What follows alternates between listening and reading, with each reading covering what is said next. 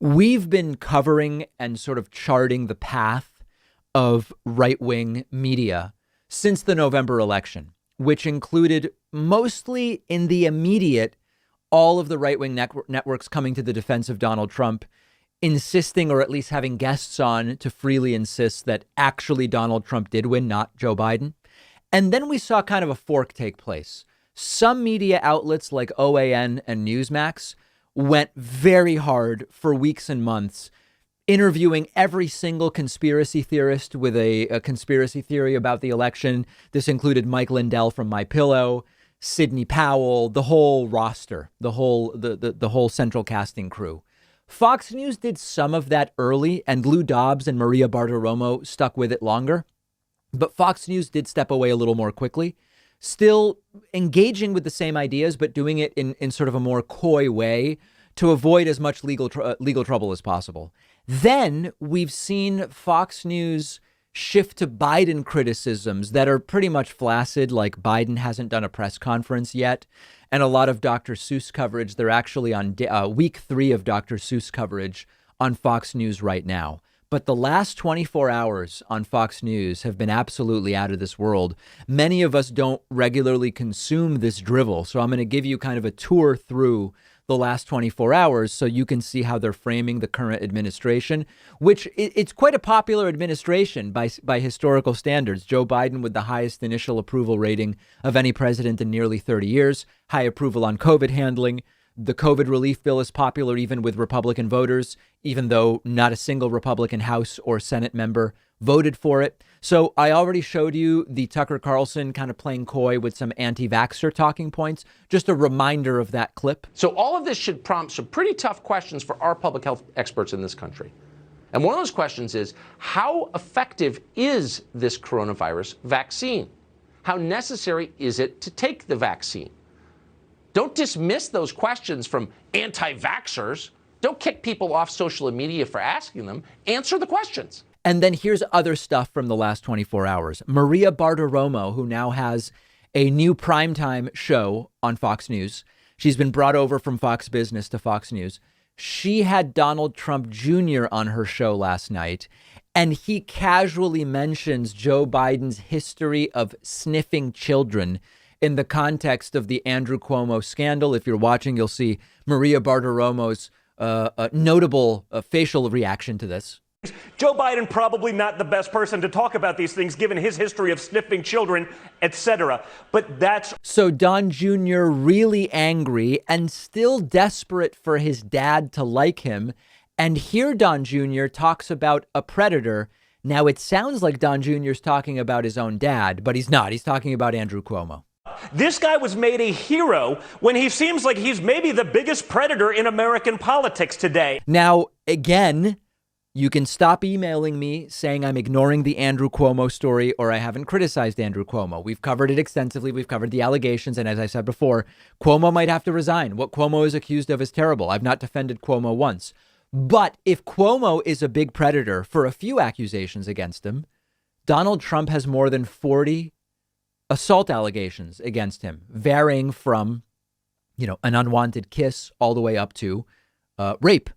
And Don Jr., as usual, is a total hypocrite. But imagine being Fox News saying Andrew Cuomo is accused of sexual harassment and assault.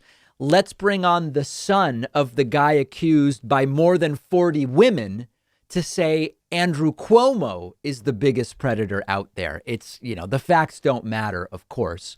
Then yesterday, Fox News covered a propaganda event at the U.S.-Mexico border with Republicans, at which Republican House Minority Leader Kevin McCarthy claimed without evidence that people from Yemen and Turkey and Iran are coming over to the United States by crossing the U.S.-Mexico border illegally.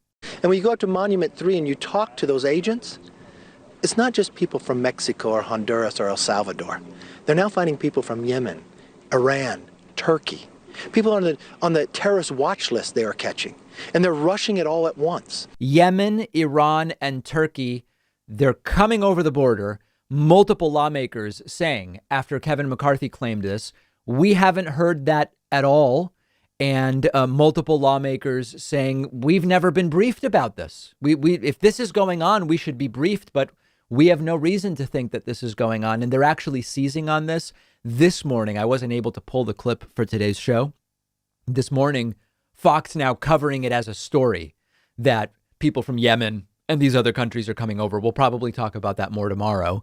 And then Donald Trump's former economic advisor said that to get rich people to pay more taxes, you should lower their tax rate. Take a listen to this. Fair share.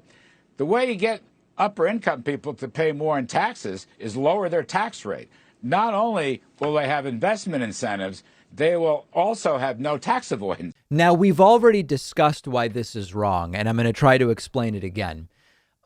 They say often that lower taxes on the rich make the rich want to invest in their business.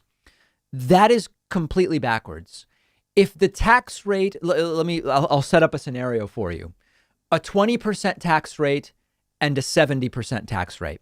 If the tax rate is 20%, I am more likely to just take my money and run than if the tax rate is 70%. Why? Because I'm happier paying a 20% tax rate on my profit than I am paying a 70% tax rate on my profit. Now think about it the other way. Investing in your own business is tax deductible, right? If I say I'm going to get all new equipment for the David Pakman show, I'm going to spend 20 grand on new equipment.